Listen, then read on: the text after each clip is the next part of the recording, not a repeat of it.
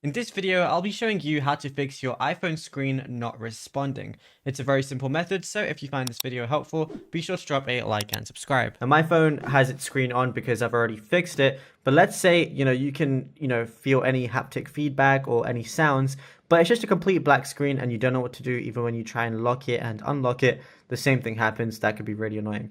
So to basically fix this, you're going to have to do a hard reset, which is still going to keep all your memory and data and everything. It's just going to force your phone to fully shut down, and then you're going to turn it back on again. So to do this, you're going to have to do a combination of a few buttons. So on the left, you're going to see your volume buttons. So firstly, press your volume up button, then your volume down button, just press them once, and then hold down your power button.